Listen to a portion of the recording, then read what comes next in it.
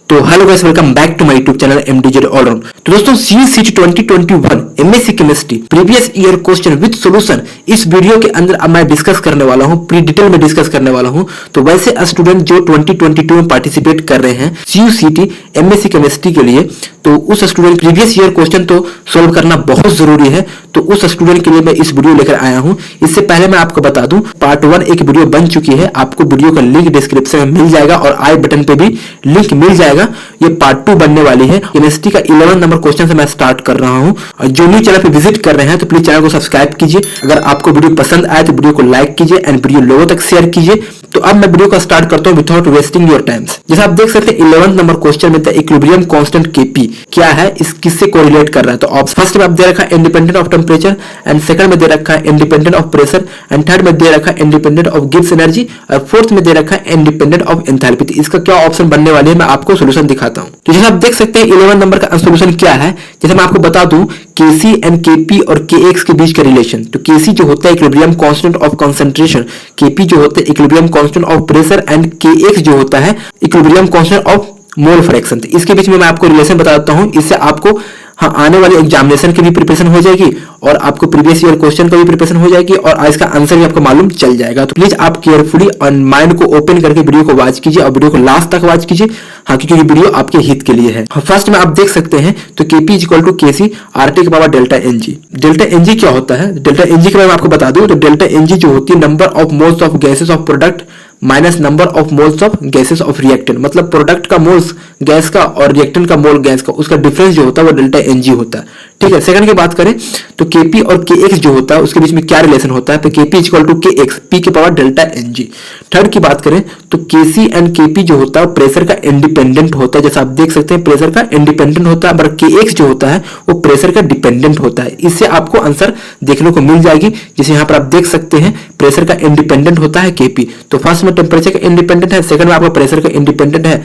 तो इस हिसाब से आपका 11th जो आंसर है वो सेकंड होने वाली है। फोर्थ नंबर भी आपको बता दूं एक्स्ट्रा नॉलेज के लिए। तो फोर्थ नंबर में क्या है कि all equilibrium constant temperature dependent. जितने भी इक्विलिब्रियम कांस्टेंट है Kp है, Kx है एंड Kc है, ये सारे के सारे जो टेम्परेचर जो होते हैं इसके डिपेंडेंट होते हैं। अगर इस साल क्वेश्चन इस तरह का आ जाए टेम्परेचर से रिलेटेड इक्विलिब्रियम कांस्टेंट का, तो आप देख सकते हैं टेम्परेचर डिपेंडेंट होती है, प्रेशर जो होता है Kc एंड Kp का इंडिपेंडेंट होता है। तो इस हिसाब से आपका जो 11 का आंसर होगा आपका सेकंड 11 का आंसर देखने को मिलेगी। 12 की बात करें, 12th में क्या क्वेश्चन कर दे रखा है, the following reaction are involving in the Ostwald process of nitric acid. इसमें से बताना है कि ओस्टोल प्रोसेस है जिसमें नाइट्रिक एसिड का प्रोड्यूस किया जाता है।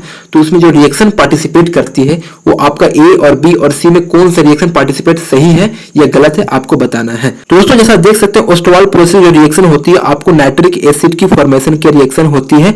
और इसका जो प्रोसेस है कौन सी रिएक्शन के यूज किया जाता है। फर्स्ट में अमोनिया को ऑक्सीडाइज किया जाता है in the presence of platinum rhodium catalyst के प्रेजेंस में, और 5 atm pressure and 850 degree Celsius temperature के साथ रिएक्ट किया जाता है, जिसके बाद आपको नाइट्रस ऑक्साइड देखने को मिलती है। फिर उसके बाद नाइट्रस ऑक्साइड जो होता है वो हाफ O2 के साथ ऑक्सीडाइज करके NO2 की फॉर्मेशन होती है। तो आप देख सकते हैं आंसर मिला सकते हैं। तो फर्स्ट में आपका आंसर सही है कि अमोनिया को ऑक्सीडाइज किया है और नाइट्रस ऑक्साइड को फॉर्मेशन किया है। सेकंड में आप देख सकते हैं कि नाइट्रस ऑक्साइड को भी ऑक्सीडाइज किया है और 2NO2 को फॉर्मेशन किया है। बस इसमें क्या है सेकंड बी में कि इसमें बैलेंस कर रखा है, इसमें भी सही से बैलेंस नहीं किया। अगर इसमें हम 2 से मल्टीपल कर देंगे तो आपका सेम रिएक्शन बी जैसा देखने को मिलेगी। ठीक है। तो अब देख सकते हैं थर्ड जो रिएक्शन हमारा है NO2 को हाइड्रोलाइसिस करते हैं तो आपको नाइट्रिक एसिड देखने को मिलती है। बट यहाँ पर आप देख सकते हैं सी के अंदर, तो सी के अंदर ऐसा कुछ भी नहीं है, दे रखा है NO2 को रिएक्ट किया है और N2O4 का फॉर्मेशन कर रखा है। तो ये ऑप्शन सी जो है आपका गलत है। तो आपको ऑप्शन जो होने वाली है A और B आपका सही आंसर है। इस हिसाब से आपका जो आंसर होगी A और B आपका थर्ड आंसर करेक्ट देखने को मिलेगी। 13 नंबर क्वेश्चन जो है 13 नंबर क्वेश्चन दे रखा the following reaction is an example for. एक रिएक्शन दे रखा है जिसमें पोटेशियम एमाइड को अमोनियम हाइड्रोक्साइड के रिएक्ट किया है in the presence of liquid ammonia. उसके बाद फॉर्मेशन हुई है पोटेशियम आयोडाइड प्लस अमोनिया का फॉर्मेशन हुई। इस प्रोसेस को हम क्या बोलेंगे, एम्फोटेरिक बोलेंगे या प्रेसिपिटेशन बोलेंगे या फिर न्यूट्रलाइजेशन बोलेंगे या सोल्युबलाइसिस बोलेंगे। तो जिस स्टूडेंट को पता है प्लीज कमेंट भी कर सकते हैं, मैं आपको सोल्यूशन जैसा आप देख सकते हैं रिएक्शन को। एंड फर्स्ट में हमारा एम्फोटेरिक है। तो एम्फोटेरिक क्या कहता है, एम्फोटेरिक के अंदर होता है amphoteric oxides react with both acid and alkali. मतलब एसिड और अल्कली मतलब बेस। तो एसिड और बेस हम रिएक्ट करते हैं तो सॉल्ट एंड वाटर बनता है। तो ये हमारा एम्फोटेरिक कहते हैं। तो रिएक्ट करने पर आपका जो पोटेशियम आयोडाइड जो दे रखा है वो आपका सॉल्ट है, बट आपका वाटर नहीं देखने को मिल रहा है। इस हिसाब से आपको एम्फोटेरिक नहीं लगता है। प्रिसिपिटेशन भी नहीं लग सकता है। न्यूट्रलाइजेशन की बात करें, न्यूट्रलाइजेशन को आप देख सकते हैं कि एसिड एंड बेस को न्यूट्रलाइजेशन करता है। तो आप जैसे देख सकते हैं एसिड, बेस फर्स्ट में आपका एसिड है, दोनों आपको न्यूट्रलाइज करके आपको सॉल्ट का फॉर्मेशन दे रहा है, और वाटर तो नहीं दे रहा है, बट न्यूट्रलाइजेशन के अंदर बस यही होता है कि एसिड और बेस को न्यूट्रलाइज करता है और सॉल्ट देता है। वाटर दे भी सकता है, नहीं भी देख सकता है। तो इसका जो आपको 13 में जो करेक्ट आंसर देखने को मिलेगा वो आपको न्यूट्रलाइजेशन करेक्ट आंसर आपको देखने को मिलेगा। 13 को जो क्वेश्चन आंसर देखने को मिलेगी वो 3 आपको आंसर देखने को मिलेगी। अगर आपको कोई प्रॉब्लम हो तो प्लीज कमेंट कर सकते हैं 13 नंबर क्वेश्चन का। 14 नंबर क्वेश्चन में क्या मेंशन कर रखा है, द बेस्ट ऑफ एमओटी मतलब molecular orbital theory, the highest occupied molecular orbital theory for B2 has, मतलब B2 जो है डायटोमिक मॉलिक्यूल है उसका आपको होमो बताना है। मतलब होमो मतलब होता है, एक होमो होता है, एक लूमो होता है। तो होमो होता है highest occupied molecular orbital theory. तो होमो बताने के लिए आपको B2 का हमें एमओटी डायग्राम बनाना पड़ेगा और उससे हमें मालूम चलेगा कि ऑप्शन कौन सा सही है। हाँ, इसमें फर्स्ट ऑप्शन में बोल रखा है 2 unpaired electron with parallel spins, and second में एम्प्टी ऑर्बिटल्स, एंड थर्ड में जो है 2 unpaired electron with the 1 parallel and another anti parallel spin, and fourth में एक पेयर इलेक्ट्रॉन। तो इसका हम सॉल्यूशन देखेंगे, इसका आंसर क्या रहने वाली है। दोस्तों आप देख सकते हैं सॉल्यूशन और एमओटी का डायग्राम है, ये B2 का एमओटी डायग्राम है जैसा आप देख सकते हैं। अगर आपको डायग्राम से समझ में आ जाती है तो आप यहां से आंसर निकाल सकते हैं। अगर नहीं समझ में आती है तो प्लीज एक नॉर्मल में आपको इजी लेवल में आपको समझा रखा है एमओटी फॉर्मूला निकालने के लिए। एमओटी का जो फॉर्मूला है उस चीज को निकालने के लिए, कोई भी डायटोमिक मॉलिक्यूल का बॉन्ड ऑर्डर निकालने के लिए, उसका बॉन्ड लेंथ निकालने के लिए, फिर किसी भी चीज को निकालने के लिए ये एक फॉर्मूला है। हाँ, sigma 1:2, sigma star 1:2, sigma 2:2, sigma star 2:2, and pi 2px बराबर पाई 2py, और sigma 2pz and pi star 2px बराबर हाँ pi star 2py, sigma star 2pz। और इसमें देख सकते हैं जो पाई स्टार होता है, ये सिग्मा स्टार जो होता है वो एंटी बॉन्डिंग से डिनोट करता है, और सिग्मा जो है वो आपको बॉन्डिंग से डिनोट करता है। तो एंटी बॉन्डिंग और बॉन्डिंग में जो एनर्जी देखा जाता है वो आपका एंटी बॉन्डिंग का एनर्जी ज्यादा होती है एज कंपेयर बॉन्डिंग से। तो जैसा देख सकते हैं B2 जो होता है, B2 बोरॉन होता है, बोरॉन के अंदर 5 इलेक्ट्रॉन होते हैं, 2 बोरॉन है मतलब 10 इलेक्ट्रॉन टोटल हो जाएंगे। तो 10 इलेक्ट्रॉन को हम कैसे इलेक्ट्रॉन फिल करेंगे, तो 2 इलेक्ट्रॉन इसमें आपको फिल करना है, 2 इलेक्ट्रॉन इसमें फिल करना है, 2 इलेक्ट्रॉन इसमें फिल करना है, 2 इलेक्ट्रॉन इसमें फिल करना है। टोटल आपका 8 इलेक्ट्रॉन हो गया। बाकी 2 इलेक्ट्रॉन जो फिल करना है आपको इक्वली इलेक्ट्रॉन को फिल करना है, एक इसमें करना है और एक इसमें फिल करना है, और दोनों इसमें फिल नहीं करनी है। पहले हम एक इसमें करेंगे एक इसमें करेंगे, क्योंकि इसलिए ये ऑर्बिटल दोनों इक्वल है, जिसकी वजह से आपको एक इलेक्ट्रॉन पहले फिल करना होगा, उसके बाद आप एंटी बॉन्डिंग इलेक्ट्रॉन फिल कर सकते हैं। तो इस हिसाब से आप देख सकते हैं, यहाँ पर आपको समझ में आ जाएगा। लास्ट में आपको हाईएस्ट ऑक्युपाइड देख सकते हैं, ये आपका होमो है। यहाँ पर देख सकते हैं 2 अनपेड इलेक्ट्रॉन्स है जिसे आप देख सकते हैं, और आपका जो पैरेलल है वो आपको बॉन्डिंग पैरेलल है, मतलब एंटी नहीं है, सिर्फ पैरेलल है। तो इस हिसाब से आपको जो आंसर देखने को मिलेगी 14 का फर्स्ट आंसर आपको करेक्ट देखने को मिलेगी। 15 की बात करें तो 15 के अंदर क्या दे रखा है, the bond length of homonuclear diatomic molecule can be determined, मतलब होमोन्यूक्लियर डायटोमिक मॉलिक्यूल को उसकी बॉन्ड लेंथ को कौन डिटरमाइन करता है, आईआर स्पेक्ट्रम करता है, माइक्रोवेव स्पेक्ट्रम करता है, रोटेशनल रमन स्पेक्ट्रम करता है, या वाइब्रेशनल रमन स्पेक्ट्रम करता है। तो मैं आपको सॉल्यूशन की तरफ ले चलता हूं। जैसे आप देख सकते हैं 15 नंबर का क्वेश्चन का जो आंसर होने वाली है, हाँ यहाँ पर कुछ आर्टिकल हमें लगा रखा हूं। ये आर्टिकल आपको पूरी तरह पठानिया बुक का आर्टिकल आप वहां देख सकते हैं। तो यहाँ पर आप देख सकते हैं रोटेशनल माइक्रोवेव, रोटेशनल जो होता है वो माइक्रोवेव को बोला जाता है। और यहाँ पर आपको जो रेड कलर सिग्नल दे रखा है उसमें आप देख सकते हैं homonuclear diatomic molecule such as H2Cl2 etc। Homonuclear diatomic molecule का जो डिटरमाइन करता है वो आपको रोटेशनल स्पेक्ट्रा ही डिटरमाइन करता है, और रोटेशनल को हम बोलते हैं क्या बोलते हैं, माइक्रोवेव भी बोलते हैं। आप देख सकते हैं रोटेशनल ही इसका डिटरमाइन करता है, इसी को हम माइक्रोवेव बोलते हैं। तो इस हिसाब से आपको जो आंसर होने वाली है वो 15 का सेकंड आंसर आपको देखने को करेक्ट मिलेगी। 60 नंबर क्वेश्चन की बात करें, द फर्मी लेवल इज, अगर थ्योरी आपको फर्मी लेवल के बारे में मालूम होगा या फर्मी एनर्जी के बारे में मालूम होगा तो आप इसका आंसर वैसे ही लगा सकते हैं। अगर नहीं मालूम होगा तो आप आंसर नहीं लगा सकते। तो हम आपको थोड़ा थ्योरी बता देता हूं, आप खुद आंसर लगा लीजिएगा। हाँ तो दोस्तों आप देख सकते हैं सॉल्यूशन फर्मी लेवल का। तो फर्मी लेवल या फर्मी एनर्जी एक ही है। ये Fermi level and Fermi energy जो होता है यूज किया जाता है एनर्जी बैंड डायग्राम के लिए यूज किया जाता है। और एनर्जी बैंड डायग्राम के अंदर जो होते हैं वो 2 पार्ट होते हैं, एक बैलेंस बैंड होता है, एक कंडक्शन बैंड होता है। जो बैलेंस बैंड होता है उसमें इलेक्ट्रॉन जंप करती है कंडक्शन बैंड में, और जब इलेक्ट्रॉन जब जंप करती है कंडक्शन बैंड में तो वहां पर एनर्जी जो होता है वो हाईएस्ट ऑक्युपाइड करता है, और जब भी ये करता है तो टेम्परेचर 0 केल्विन पे ही करता है। यहां से भी आपको मालूम चल गया होगा कि फर्मी लेवल जो होता है जिसमें इलेक्ट्रॉन जंप करता है वो आपका एनर्जी ज्यादा होना चाहिए और आपका 0 केल्विन टेम्परेचर होना चाहिए। तो इस तरह से आप ऑप्शन देख सकते हैं। तो फर्स्ट में आपको ऑप्शन दे रखा है वो आपको 273 केल्विन दे रखा है, सेकंड में दे रखा है आपको भी 273, तो दोनों ऑप्शन तो गलत होने वाली है। उसका 3 और 4 में देख सकते हैं दोनों में 0 0 है, तो इसका मतलब ये इसी में से कोई ऑप्शन होने वाली है।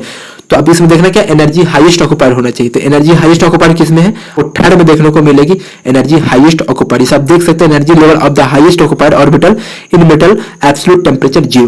तो इस हिसाब से आपका जो होगा 16 का जो आंसर होगा आपको थर्ड करेक्ट आंसर देखने को मिलेगी। अब हम बात करें 17 नंबर क्वेश्चन। 17 नंबर हम देख सकते हैं from the following coordination complex. Coordination complex दे रखा है और हाईएस्ट कंडक्टिविटी पूछ रहा है, इसमें से हाईएस्ट कंडक्टिविटी कौन है। तो दोस्तों आप 17 नंबर का अगर जिस स्टूडेंट को पता है 17 नंबर क्वेश्चन का आंसर तो प्लीज कमेंट जरूर कीजिएगा 17 नंबर क्वेश्चन का आंसर, इसका रीजन भी बताइएगा जरूर। 18 नंबर क्वेश्चन की बात करें तो 18 नंबर क्वेश्चन में दे रखा है मैच द फ्लोइंग।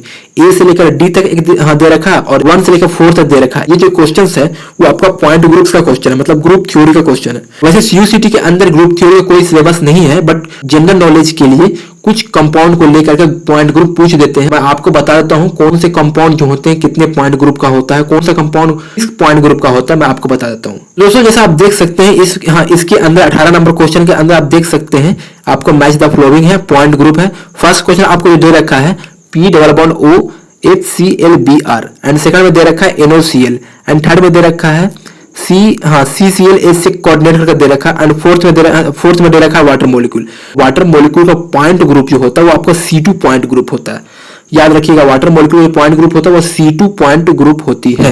उस हिसाब से आप ऑप्शन मिला सकते हैं। वो जो फर्स्ट में दे रखा है यहां से आप लगा सकते हैं कि एक सेंट्रल एटम में 4 डिफरेंट ग्रुप अटैच है, उसको हम C1 ग्रुप बोलते हैं, C1 पॉइंट ग्रुप बोलते हैं। जैसा आप देख सकते हैं यहाँ पर कुछ मैं आपको डायग्राम कुछ आपको इन्फॉर्मेशन दे रखा हूँ कौन से मॉलिक्यूल जो होते हैं पॉइंट ग्रुप उसको क्या शो करता है मैं आपको दिखा रखा हूँ। C1 में आप देख सकते हैं कि एक सेंट्रल एटम में 4 डिफरेंट ग्रुप लगे हुए हैं, 4 डिफरेंट सब्स्टिट्यूट लगे हुए हैं, वो आपका C1 होता है। तो जैसा आप देख सकते हैं फर्स्ट में आप एक सेंट्रल एटम है उसमें 4 डिफरेंट ग्रुप लगा रखा है, उस हिसाब से आपको जो होगा आंसर C1 होगा। तो A के लिए 3 होगा, तो A के लिए 3 आपको ऑप्शन में कौन सा मैच कर रहा है, तो A के लिए 3 आपको ऑप्शन में मैच कर रहा है 1 एंड 4, 1 मैच कर रहा है एंड 4 मैच कर रहा है। तो 1 एंड 4 में हम एलिमिनेट करने की कोशिश करेंगे। और डी का देखेंगे, डी का हमारा वाटर का C2 होता है। जैसे आप देख सकते हैं इस कॉलम में देख सकते हैं जहां पर C2 है, यहाँ पर देख सकते हैं यहाँ पर आपको C2 देखने को मिलेगा। तो C2 का अंदर देख सकते हैं पॉइंट ग्रुप कौन कौन हो सकते हैं मॉलिक्यूल, तो N2O4 हो सकते हैं, H2O2 हो सकते हैं और लास्ट में आपको वाटर भी देखने को मिल रहा है। तो वाटर आपका C2 पॉइंट ग्रुप होता है। तो इस हिसाब से देख सकते हैं। तो डी का C2 कहां पर आप देख सकते हैं, डी का C2 आपका 1 में है, तो डी का जो है आपको 1 में मैच करेगी और 1 का जो है आपको 3 में मैच करेगी। तो इस हिसाब से आप देख सकते हैं ऑप्शन के अनुसार में 1 एक आपका 3 था तो 1 एंड 4 में ऑप्शन मैच कर रहा था। तो डी का जो है आपका 1 है, तो डी का 1 किस में देखने को मिल रही है, 4 में डी का 4 दे रखा है और 1 में डी का 1 दे रखा है। इस हिसाब से आपका जो आंसर या करेक्ट आंसर होने वाली है वो 18 करेक्ट आंसर आपको फर्स्ट होने वाली है। इस टेबल को आप स्क्रीनशॉट ले लीजिएगा और अगले एग्जाम के लिए आप इसे रीड कर लीजिएगा क्योंकि ये टेबल बहुत काम आने वाली है। हो सकता है नेक्स्ट टाइम कोई और कंपाउंड का पॉइंट ग्रुप पूछ दे, इसलिए आपको बहुत काम आने वाली है। 19 क्वेश्चन की बात करें which of the following iron rod will undergo corrosion faster, मतलब इसमें बताना है कि आयरन रॉड जो होगा वो तेजी से जंग किसमें लग सकता है। तो प्लीज इस 19 क्वेश्चन को 19 क्वेश्चन को भी प्लीज मुझे कमेंट करके जरूर बताइएगा इसका आंसर क्या रहने वाली है और रीजन के साथ। 20 क्वेश्चन की बात करें तो 20 क्वेश्चन जो है SN2 reaction are correctly defined by the combination of term. तो SN2 का आपको बताना है कि SN2 के अंदर क्या वर्क होती है और फर्स्ट ऑप्शन में दे रखा है इंटरमीडिएट बनती है टेंशन ऑफ कॉन्फिगरेशन, सेकंड बताया intermediate ion inversion of configuration and third में transition state and detention of configuration and fourth में है transition state and inversion of configuration. मैं आपको थोड़ा सॉल्यूशन की तरफ ले जाता हूं और थोड़ा सा आपको इस क्वेश्चन को इजी लेवल में ले जाना चाहता हूं ताकि आप क्वेश्चन इजीली आप बता सके। हाँ तो दोस्तों देख सकते हैं 20 नंबर क्वेश्चन का सॉल्यूशन देख सकते हैं। आपको मैं एक आर्टिकल देख रखा हूं, बुक का आर्टिकल दे रखा हूं। SN1 के अंदर याद रखिएगा कि SN1 के अंदर जो स्टेप होता है वो 2 स्टेप में होती है और SN2 के अंदर 1 स्टेप में होती है। 2 स्टेप में क्या होती है कि इसके अंदर अगर अल्काइल हैलाइड दे रखा है और इसके अंदर कोई न्यूक्लियोफाइल अटैक करने आया तो पहले क्या होता है कि पहले ये बॉन्ड ब्रेक हो जाती है। अल्काइल हैलाइड जो होता है वो बॉन्ड ब्रेक होकर के कार्बोकैटायन शो करने लगता है SN1 के अंदर।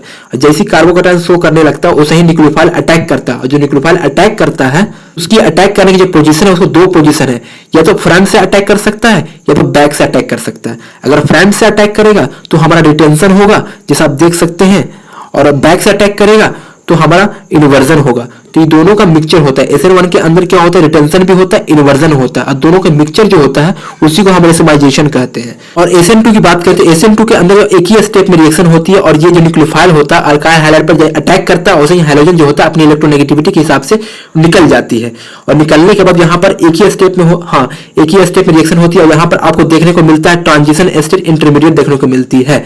यहाँ पर ट्रांजिशन स्टेट शो करता है SN2 के अंदर। फिर इसके अंदर जो होता है आपका इन्वर्जन होता है, SN2 के अंदर इन्वर्जन होता है, और SN1 के अंदर जो होता है आपका रिटेंशन होता है, इन्वर्जन दोनों होता है, और दोनों का मिक्सचर को हम रेसोमाइजेशन कहते हैं। SN2 के अंदर ट्रांजिशन स्टेट शो करता है, और SN1 के अंदर आपको क्या शो करता है, कार्बोकैटायन शो करता है। उस हिसाब से आप ऑप्शन देख सकते हैं, तो ऑप्शन में देख सकते हैं SN2 का वर्किंग, तो SN2 के अंदर इन्वर्जन होता है, ठीक है। SN2 के अंदर ट्रांजिशन स्टेट शो करती है, आपको 3 और 4 में से आंसर होने वाली है। तो ट्रांजिशन स्टेट शो करती है बट रिटेंशन नहीं होता, इन्वर्जन होता है। इस हिसाब से आपका 20 का जो आंसर होगा वो 4th होगा, क्योंकि SN2 के अंदर आपका इन्वर्जन होता है और ट्रांजिशन स्टेट शो करता है, और SN1 के अंदर आपको होता है क्या, कार्बोकैटायन शो करता है और रेसोमाइजेशन होता है, मतलब कि इन्वर्जन एंड रिटेंशन दोनों होती है। तो फाइनली आपको 20 का आंसर होगा वो 4th आपका आंसर करेक्ट होगा। तो दोस्तों 21 क्वेश्चन की बात करें, 21 क्वेश्चन में क्या मेंशन कर रखा है, reaction between cis olefins and triplet carbene, मतलब सिस ऑलिफिन्स को ट्रिपलेट कार्बिन से हम रिएक्ट करते हैं तो हमारा क्या प्रोडक्ट बनती है। तो हम आइए हम सॉल्यूशन की बात करते हैं। तो जैसा आप देख सकते हैं कि सिस ऑलिफिन्स, पहले हम आपको बता दूं ओलिफिन्स क्या होती है। तो ओलिफिन्स जो होता है वो अल्किन्स ग्रुप को हम ओलिफिन्स बोलते हैं, और ट्रिपलेट कार्बिन्स, कार्बिन्स दो टाइप्स में होते हैं, एक ट्रिपलेट होते हैं, एक सिंगलेट होते हैं। तो अगर आपको कार्बिन्स के बारे में मालूम है तो आप रिएक्शन इजीली कर सकते हैं सिस ऑलिफिन्स के साथ। अगर कार्बिन के बारे में नहीं मालूम है तो आपका रिएक्शन नहीं हो पाएगा। तो जैसा आप देख सकते हैं इसका सोल्यूशन भी आप देख सकते हैं। तो इससे पहले मैं आपको बता दूं कार्बिन्स के बारे में। तो दोस्तों आप देख सकते हैं कार्बिन्स के बारे में, कार्बिन जो होता है वो 2 टाइप में होता है, एक सिंगलेट कार्बिन होता है, एक ट्रिपलेट कार्बिन होता है। तो सिंगलेट कार्बिन के अंदर क्या होती है, सिंगलेट कार्बिन के अंदर आपको जो होता है वो स्पिन होता है, आपको अपोजिट साइड होता है, और ट्रिपलेट कार्बिन के अंदर जो स्पिन होता है आपका सेम साइड में होता है, ठीक है। और साथ साथ मैं आपको बता दूं ये आपका प्लेनर शेप होता है, ये आपका लीनियर शेप होता है। जैसे आप देख सकते हैं सिंगलेट कार्बिन में देख सकते हैं इसमें इलेक्ट्रॉन जो है आपको क्लॉकवाइज और एंटी क्लॉकवाइज में फिल किया गया है, और ट्रिपलेट कार्बिन में देख सकते हैं दोनों इलेक्ट्रॉन जो है आपका क्लॉकवाइज में फिल किया गया है और दोनों अनपेयर्ड है। इसके हाइब्रिडेशन की बात करें सिंगलेट का तो sp2 है और इसका ट्रिपलेट का sp है, और सिंगलेट का जो आपको डायमैग्नेटिक शो करता है क्योंकि इसके अंदर अनपेयर्ड इलेक्ट्रॉन 0 है, और इसके अंदर जो आपका पैरामैग्नेटिक शो करता है क्योंकि इसके अंदर अनपेयर्ड इलेक्ट्रॉन 2 है। इस तरह से आपको बॉन्ड एंगल भी देख सकते हैं, बॉन्ड एंगल 103 डिग्री होता है, इसका बॉन्ड एंगल 180 डिग्री होता है। तो आइए हम आपको बता देते हैं क्वेश्चन की तरफ। तो क्वेश्चन के अंदर बताया गया है कि सिस ऑलिफिन से रिएक्ट करते हैं तो कार्बिन्स, तो जैसा आप देख सकते हैं इसमें क्या मेंशन कर रखा है, in case of triplet carbon reaction with alkenes proceed 2 steps, क्योंकि ट्रिपलेट के अंदर आपको रिएक्शन जो प्रोसीड करती है वो 2 स्टेप में करती है और साथ साथ वो रेडिकल फॉर्म में होता है। हाँ ये जैसा आप देख सकते हैं इसके अंदर भी आप कुछ मेंशन कर रखा है, इसे रीड कर सकते हैं, आप रिएक्शन देख सकते हैं। ये सिस आपका ऑलिफिन्स है, मतलब सिस अल्किन्स है, रिएक्ट किया है ट्रिपलेट कार्बिन्स। जैसे रिएक्ट करने पे यहाँ बॉन्ड देख सकते हैं, यहाँ पर शिफ्ट किया, जैसे बॉन्ड शिफ्ट किया तो यहाँ पर बॉन्ड ब्रेक हुआ है, बॉन्ड ब्रेक होने के बाद आपको रेडिकल का फॉर्मेशन हुआ। रेडिकल फॉर्मेशन जब होती है यहाँ पर आप एक देख सकते हैं कि यहाँ पर रेडिकल है, एक यहाँ पर रेडिकल है, दोनों रेडिकल मिल करके एक यहाँ पर साइक्लोप्रोपेन का फॉर्मेशन करता है, और यहाँ पर रोटेट करके आपको ट्रांस साइक्लोप्रोपेन का फॉर्मेशन करता है। मतलब एक सिस साइक्लोप्रोपेन का फॉर्मेशन होती है, एक ट्रांस साइक्लोप्रोपेन का फॉर्मेशन होती है। 22 क्वेश्चन की बात करें, 22 क्वेश्चन के अंदर सिर्फ आरएस का कॉन्फ़िगरेशन पूछा गया है, 1 और 2 कार्बन का आरएस का क्या नोटेशन है, आरएस बताना है आपको। तो दोस्तों आप देख सकते हैं यहाँ पर कंपाउंड दे रखा है और आरएस हमें नोटेशन बताना है first carbon and second carbon का। जैसे मैं आपको स्लाइड में बता रखा हूं कि यहाँ पर देख सकते हैं फर्स्ट कार्बन ये है, आपका सेकंड कार्बन ये है, ठीक है। तो हमें फर्स्ट का बताना और सेकंड का बताना है। तो पहले आपको इससे पहले आपको नोटेशन आर और एस अगर आप पढ़े होंगे तो आपको इजीली बना दिए होंगे। अगर आप नहीं पढ़े होंगे तो थोड़ा जानिएगा कि 4th नंबर पोजीशन अगर वर्टिकल पर रहेगा तो चेंज नहीं होगा और हॉरिजॉन्टल पर रहेगा तो चेंज होगा। इसमें से आपको पता है कि वर्टिकल कौन है, तो आपका ये जो है ये आपका वर्टिकल है, ठीक है। हॉरिजॉन्टल जो है आपका ये हॉरिजॉन्टल है। तो सबसे पहले हम बात करें 1 कार्बन की, तो 1 कार्बन की बात करें तो इसमें देख सकते हैं एसिड है, इसमें OH है और इसमें H है और यहाँ कार्बन है। तो हमको प्योरिटी की बात करें तो प्योरिटी की बात करें तो ऑक्सीजन के सबसे फर्स्ट प्योरिटी देंगे, उसके बाद कार्बन का देंगे और इसको यहाँ भी कार्बन का देंगे। तो फर्स्ट आपका ऑक्सीजन हो गया, लेकिन ये कार्बन होगी या फिर ये से कार्बन होगी। तो यहाँ पर देखिए इस कार्बन के बाद ऑक्सीजन अटैच है, बट इस कार्बन के बाद आपको ऑक्सीजन अटैच है, फिर इस कार्बन के बाद फिर ऑक्सीजन अटैच है, बट इस कार्बन के बाद हाइड्रोजन अटैच है। एंड सेकंड प्योरिटी आपको ऊपर मिलेगा एंड थर्ड प्योरिटी आपको नीचे मिलेगी और फोर्थ प्योरिटी आपको इस वाला साइड में मिलेगी। तो इस तरह से आप रोटेशन कीजिएगा तो 1 और 2 3 इस तरह से रोटेशन कीजिएगा। हाँ तो आपको ये क्लॉकवाइज देखने को मिलेगी। तो यहाँ पर क्लॉकवाइज देखने को मिलेगी, तो यहाँ पर आपको R देखने को मिलेगा। तो फोर्थ नंबर पोजीशन आप देख सकते हैं, तो ये फोर्थ नंबर पोजीशन जो है आपका हॉरिजेंटल पे है, तो हॉरिजेंटल पर रहने के वजह से आपका चेंज हो जाएगा और चेंज हो गया पर आपको S देखने को मिलेगी, तो आपका 1 का S देखने को मिलेगी। सेकंड नंबर कार्बन की बात करें तो जैसे आप देख सकते हैं, तो यहाँ पर भी कार्बन है, यहाँ पर H है, यहाँ पर O है, यहाँ पर ब्रोमीन है। तो ब्रोमीन का वैसे भी एटॉमिक मास ज्यादा होता है ऑक्सीजन से, तो यहाँ पर ब्रोमीन आपका फर्स्ट प्रियोरिटी देखने को मिलेगा, उसके बाद आपको OH देखने को मिलेगा, उसके बाद यहाँ थर्ड देखने को मिलेगा, यहाँ फोर्थ देखने को मिलेगा। तो यहाँ से आप रोटेट कीजिएगा तो ये एंटी क्लॉकवाइज रोटेट कर रहा है, मतलब S, बट ये फोर्थ नंबर पोजीशन है, ये आपका हॉरिजॉन्टल पे, ये भी आपको चेंज हो जाएगा R में। तो इसका मतलब है 1 आपका S में और 2 है जो R में, तो 1S और 2R। तो इस तरह से आप ऑप्शन कौन सा है, तो इस तरह से आपका ऑप्शन कौन है 1S 2R, आपका सेकंड ऑप्शन देखने को मिल रही है। तो आपको 22 का सेकंड आंसर आपको करेक्ट होगी। 23 क्वेश्चन में क्या दे रखा, the reagent used in the flowing transformation respectively, मतलब एनिलीन से डाइजोनियम साल्ट बनाया है और डाइजोनियम साल्ट से बेंजीन बनाया है, तो इसके अंदर क्या रिएजेंट यूज होगा इसके बारे में हमें बताना है। 4 ऑप्शन दे रखा है। तो हम चलिए सॉल्यूशन की तरफ बढ़ते हैं। तो सॉल्यूशन देख सकते हैं, सॉल्यूशन के देख सकते हैं कि अमोनिया को हम डाइजोनियम साल्ट में कन्वर्ट करने के लिए HCl और NaNO2 का यूज करते हैं। ये आपको पता होना चाहिए कि रिएक्शन कौन सी है। ये रिएक्शन आपको डाइजोटाइजेशन रिएक्शन है। डाइजोटाइजेशन आप पढ़े होंगे तो आपको ये रिएक्शन देखने को मिलेगी और काफी ज्यादा क्वेश्चन पूछे भी जाते हैं। इस हिसाब से आपको जो आंसर होगा HCl और NaNO2 होगा। तो HCl और NaNO2 आपको देखने को 2 में भी मिल रहा है, 3 में भी मिल रहा है, 4 ऑप्शन में मिल रहा है। और एलिमिनेट करने के लिए हमको डाइजोनियम साल्ट से बेंजीन में कन्वर्ट करने के लिए क्या प्रोसेस है, तो डाइजोनियम साल्ट से बेंजीन में कन्वर्ट करने के लिए आपको H3PO2 से रिएक्ट करना पड़ता है एंड 2H मतलब वाटर भी बोल सकते हैं या फिर 2H भी बोल सकते हैं। तो इससे हम रिएक्ट करते हैं तो आपको बेंजीन देखने को मिलती है। तो उसके बाद आप देख सकते हैं 2 में आपका HCl वाटर है, तो ये पॉसिबल नहीं है। हाँ, थर्ड ऑप्शन में आप देख सकते हैं H3PO3 है और फोर्थ ऑप्शन में आप देख सकते हैं H3PO2 है। तो इस हिसाब से जो आपको करेक्ट आंसर होगी वो 23 का फोर्थ आपका करेक्ट आंसर होगी, जैसा आप देख सकते हैं। तो इस रिएक्शन को हम तो डाइजोटाइजेशन बोलते हैं, बट इस रिएक्शन को डाइजोनियम साल्ट के बाद हमारा सैंडमेयर का रिएक्शन होता है, तो सैंडमेयर रिएक्शन भी बोल सकते हैं। जो 24 क्वेश्चन की बात करें, 24 क्वेश्चन के अंदर में मेंशन कर रखा consider a free particle of mass m, एक 1D बॉक्स है जिसका मास m दे रखा है और उसका लेंथ जो है वो l दे रखा है। If the length of the box is extended to l, उस लेंथ को अगर हम बढ़ा दें 2l में, तो then the difference between the ground state energy before and after expansion of length will be, मतलब जो ग्राउंड स्टेट का एनर्जी जो था पहले का और बढ़ाने के बाद उसके बीच जो डिफरेंस होगा वो क्या डिफरेंस होने वाली है। तो पहले मैं आपको सॉल्यूशन की तरफ लेके चलता हूं। तो जैसा देख सकते हैं इसका एक फॉर्मूला होता है, एनर्जी लेवल का फॉर्मूला होता है En = n square H² upon 8ml²। ये ग्राउंड एनर्जी लेवल का फॉर्मूला होती है, इसी फॉर्मूला पर बनती है। तो पहला जिसका लेंथ था वो आपका l था, अब उसके बाद एक्सटेंड करके 2l कर दिया था। तो जहां पर आपका लेंथ है वहां पर आपको 2l फिट कर देना है। जैसे पुट कीजिएगा तो 2l मतलब l² था, 2l का स्क्वायर कितना होगा, तो 2l का स्क्वायर जो आपका होगा 4l² होगा। तो इस तरह से कैलकुलेशन आपको देखने को मिलेगी एक्सटेंडेड करने के बाद n² H² अपॉन 32 ml² देखने को मिलेगी। यहाँ पर आपको डिफरेंस करना था, तो ग्राउंड स्टेट की जो एनर्जी था n² H² upon 8ml² minus n² upon H², हाँ डिफरेंस करना था। तो अब जैसे आप देख सकते हैं ग्राउंड स्टेट की जो एनर्जी है n² H² upon 8ml² minus करना है n² H² अपॉन 32 ml²। इस तरह से आप कैलकुलेशन देख सकते हैं। आप यहाँ पर कॉमन ले सकते हैं, n² H² अपॉन ml² का कॉमन ले लीजिएगा तो आपको इस तरह से कैलकुलेशन देखने को मिलेगी। तो फाइनली आपको जो आंसर देखने को मिलेगी 3H² अपॉन 32 ml²। तो इस तरह से आप ऑप्शन मिला सकते हैं। इसमें ऑप्शन कहां पर है, तो आपको थर्ड ऑप्शन में देखने को मिलेगा 3H² अपॉन 32 ml²। 24 का आपका थर्ड आंसर करेक्ट है। 25 क्वेश्चन की बात करें, 25 क्वेश्चन जो है द रीड स्टेटमेंट पिक और द करेक्ट ऑप्शन, इसमें आपको ऑप्शन बताना है कौन सा स्टेटमेंट सही है कौन सा गलत है।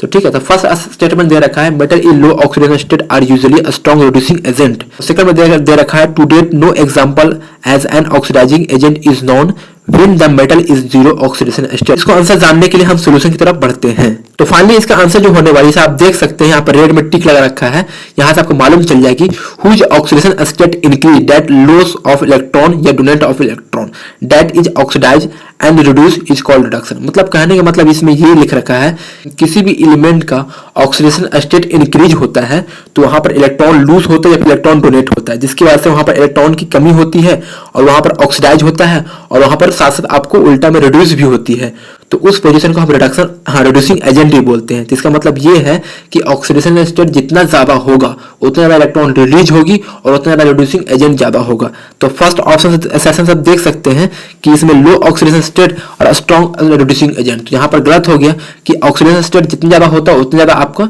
रिड्यूसिंग एजेंट होती है, तो यहाँ पर आपका गलत हो गया। हाँ, सेकंड असर्शन आपका सही है। सेकंड असर्शन की बात करें तो उसकी जो जीरो ऑक्सीडेशन स्टेट होता है ना, तो उसकी ऑक्सीडाइजिंग एजेंट उसके बराबर होती है, क्योंकि ऑक्सीडेशन जो होता है ऑक्सीडाइजिंग एजेंट का उल्टा होता है। इस हिसाब से आपका पहला असर्शन आपको गलत है, दूसरा असर्शन सही है, तो पहला आपका असर्शन गलत है। तो आपको इस तरह फर्स्ट आंसर आपको देखने को मिलेगी। अगर 25 क्वेश्चन का आपको बताना चाहते तो आप प्लीज कमेंट भी कर सकते हैं 25 क्वेश्चन का आंसर। 26 क्वेश्चन की बात करें, pick out a correct increasing order of ionisation energy for diatomic molecule.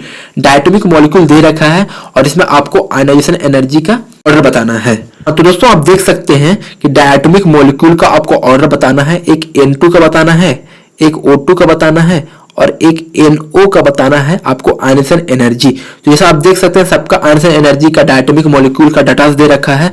तो यहाँ पर O2 का डाटा जो है आयनाइजेशन एनर्जी का वो 12.07 है और N2 का जो है आपका 15.58 है, और यहाँ देख सकते हैं NO का जो है आपका कितना आयनाइजेशन एनर्जी 9.54 है। तो यहाँ से आप डाटा से मालूम कर सकते हैं कि सबसे ज्यादा आयनाइजेशन एनर्जी देखने को मिल रही N2 का, उसके बाद O2 का, उसके बाद NO का। तो आपको सबसे ज्यादा N2 का आयनाइजेशन एनर्जी ज्यादा देखने को मिलेगी, उसके बाद O2, उसके बाद NO। तो इस तरह से ऑप्शन कौन देखने को मिल रही है, N2, O2, NO। Fourth number आपका करेक्ट आंसर देखने को मिल रही है 26 का। बट अगर आपको डाटा अगर याद नहीं रहेगी तो आप कैसे बनाइएगा, तो आप डाटा तो याद नहीं रख सकते हैं डायटोमिक मॉलिक्यूल का। हाँ, तो मैं आपको एक सोल्यूशन देता हूं, आपको उस माध्यम से भी आप डायटोमिक मॉलिक्यूल का आयनाइजेशन एनर्जी इजीली निकाल सकते हैं। दोस्तों देख सकते हैं डायटोमिक मॉलिक्यूल का निकालने के लिए N2, O2, NO का आयनाइजेशन एनर्जी, इसमें आपको सबसे पहले आपको MOT का रूल फॉलो करना होगा। MOT के रूल से ही आप निकाल सकते हैं इजीली आयनाइजेशन एनर्जी। तो पहले हम MOT निकाले हैं N2 का। तो N2 का जैसा देख सकते हैं यहाँ पर आप में जो आपको पिंक कलर का जो शो कर रखा है, यहाँ पर देख सकते हैं N2 में कितने इलेक्ट्रॉन फिल है, N2 के अंदर कितने इलेक्ट्रॉन होंगे, तो 14 इलेक्ट्रॉन N2 के अंदर आपको देखने को मिलती है। तो यहाँ से आप इलेक्ट्रॉन फिल कीजिएगा, 2 इसमें, 2 इसमें, 2 इसमें, 2 इसमें, कितने इलेक्ट्रॉन होंगे 8 इलेक्ट्रॉन। अब बाकी एक इसमें, एक इसमें, फिर एक इसमें, फिर एक इसमें, तो कितने 8 4 12 इलेक्ट्रॉन यहाँ तक। अब 12, उसके बाद फिर 2 इलेक्ट्रॉन इसमें, 14 इलेक्ट्रॉन। तो इसका मतलब है कि सारे इलेक्ट्रॉन N2 के अंदर फुल फिल्ड है, कोई भी अनपेड इलेक्ट्रॉन नहीं है। तो इसमें से इलेक्ट्रॉन को आयनाइज करने के लिए या मतलब इलेक्ट्रॉन को रिलीज करने के लिए, एक भी इलेक्ट्रॉन को आयनाइज करने के लिए काफी ज्यादा एनर्जी की जरूरत है, काफी ज्यादा एनर्जी लगने वाली है, जिसकी वजह से इलेक्ट्रॉन आयनाइज होगा। क्योंकि आपको पता है कि आयनाइजेशन एनर्जी का डिफाइन क्या होता है, the energy required to remove an electron. मतलब इलेक्ट्रॉन जब निकलता है तो एनर्जी उसकी रिक्वायर्ड होती है। जहां जितनी ज्यादा पेयरिंग होगा इलेक्ट्रॉन, तो वहां पर आपको इलेक्ट्रॉन को आयनाइज करने के लिए काफी ज्यादा एनर्जी देनी पड़ेगी। तो इस हिसाब से आपको N2 में एनर्जी काफी ज्यादा देनी पड़ेगी इलेक्ट्रॉन को आयनाइज करने के लिए, ठीक है। और O2 में देख सकते हैं, तो O2 को भी आप देख सकते हैं, यहाँ तक आपको 8 इलेक्ट्रॉन फिल होगा, फिर यहाँ से 1 और यहाँ से 1, ठीक है। हाँ, तो फिर यहाँ से आपको 2 इलेक्ट्रॉन, तो 10 2 12 और 12 2 14 इलेक्ट्रॉन हो गया। अब फिर उसके बाद आपको 2 इलेक्ट्रॉन और चाहिए, तो 1 इलेक्ट्रॉन आपको इसमें फिल करना होगा, इसमें एक इसमें फिल करना होगा। तो यहाँ पर आपको अनपेड इलेक्ट्रॉन देखने को मिल रही है। तो यहाँ पर इलेक्ट्रॉन को आयनाइज करने के लिए N2 के बराबरी में एनर्जी नहीं देनी पड़ेगी, जितना N2 में देनी पड़ेगी उतना O2 में नहीं देनी पड़ेगी, क्योंकि N2 में पेयरिंग था बट O2 में आपको पेयरिंग नहीं है, आपको 2 इलेक्ट्रॉन अनपेयर्ड है। तो यहाँ से नॉर्मल में भी एनर्जी देंगे तो इलेक्ट्रॉन इजीली आयनाइज हो जाएगी। उसके बाद हम बात करते हैं NO का। तो NO में देख सकते हैं इसका कितने इलेक्ट्रॉन्स होते हैं, तो 15 इलेक्ट्रॉन NO के अंदर होते हैं। तो यहाँ तक आप देख सकते हैं 8 इलेक्ट्रॉन यहाँ तक, 10 2 12 2 14 1 इलेक्ट्रॉन यहाँ। तो यहाँ इस इलेक्ट्रॉन को आयनाइज करने के लिए काफी कम एनर्जी देनी पड़ेगी, क्योंकि इसके अंदर जो है सिर्फ एक ही इलेक्ट्रॉन है, इसके अंदर 2 इलेक्ट्रॉन था बट इसके अंदर आपको एक ही इलेक्ट्रॉन है। तो यहाँ पर कम एनर्जी में भी इजिली आयनाइज हो जाएगा। तो NO में आपको कम एनर्जी देने की जरूरत है, बट N2 में सबसे ज्यादा एनर्जी देने की जरूरत है। तो इस हिसाब से आपका N2 सबसे ज्यादा, उससे कम O2 और उस सबसे कम NO। तो हमारा N2 का सबसे ज्यादा आयनाइजेशन एनर्जी होगी, उससे कम O2 और उससे कम NO। इस हिसाब से आपको फोर्थ ऑप्शन करेक्ट होगी। 27 नंबर क्वेश्चन की बात करें तो 27 नंबर क्वेश्चन में क्या मेंशन कर रखा है, the origin of colour in Bi3 orange red is due to. मतलब कि Bi3 बिस्मथ आयोडाइड जो होता है आपका ऑरेंज रेड कलर शो करता है, इसका वजह क्या है। तो सोल्यूशन की तरफ बढ़ते हैं। तो जैसा आप देख सकते हैं इसका आंसर क्या दे रखा है, cadmium sulphide and mercuric sulphide and bismuth iodide. Colour देने की वजह क्या है, कलर शो करने की वजह क्या है, LMCT मतलब लिगेंड मेटल चार्ज ट्रांसफर। कि कैडमियम पे प्लस 2 चार्ज होता है एंड हाँ मरकरी में +2 चार्ज होता है। लिगेंड जो है आपको मेटल को चार्ज ट्रांसफर करती है, ठीक है। तो पहला ऑप्शन आप जैसा देख सकते हैं, तो पहला ऑप्शन में दे रखा है metal to ligand charge transfer.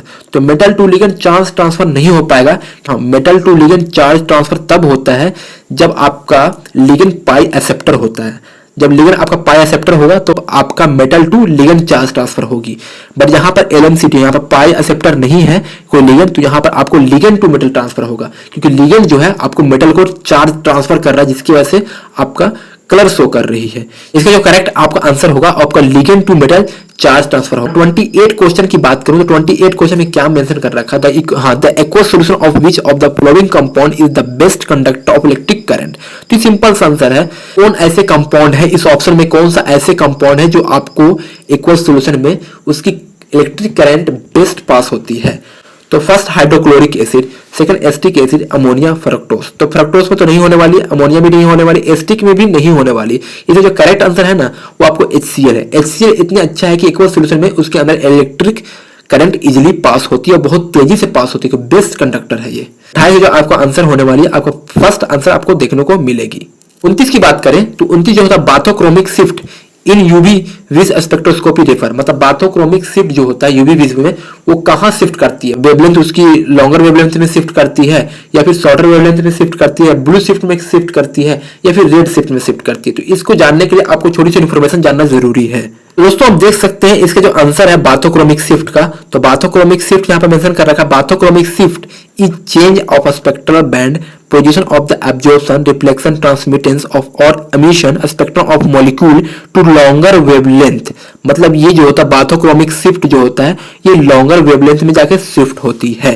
जैसे आप देख सकते हैं, आपको इजीली समझने के लिए मैं आपको एक डायग्राम दे रखा हूँ, ग्राफिक्स दे रखा हूँ, इसमें देख सकते हैं इसके अंदर आपको वेवलेंथ दे रखा है, इसके अंदर भी आपको वेवलेंथ दे रखा है। तो यहाँ देख सकते हैं, यहाँ आपको बाथोक्रोमिक शिफ्ट है, इसमें आपको हिप्सोक्रोमिक शिफ्ट है। बाथोक्रोमिक शिफ्ट जो होता है आपका रेड की तरफ शिफ्ट करता है और हिप्सोक्रोमिक शिफ्ट के अंदर जो होता है ब्लू शिफ्ट करता है। और बाथोक्रोमिक शिफ्ट जो लैम्डा की वैल्यू होती है, वेवलेंथ की वैल्यू होती है, तो यहाँ पर हायर में शिफ्ट करता है। जैसे आप देख सकते हैं 600 से लेकर 700 तक, मतलब इसका हायर वेवलेंथ की तरफ शिफ्ट करती है बाथोक्रोमिक में। और हिप्सोक्रोमिक में जो होता है वो शॉर्टर वेवलेंथ की तरफ शिफ्ट करती है, जैसा आप देख सकते हैं। तो उस हिसाब से आपको बाथोक्रोमिक शिफ्ट का जो आंसर होगा वो शिफ्ट टू लॉन्गर वेवलेंथ। इसका करेक्ट 29 का करेक्ट आंसर 1 होगा। 30 क्वेश्चन की बात करें, 30 क्वेश्चन में मेंशन कर रखा है which of the following does not give a positive test with Fehling solution.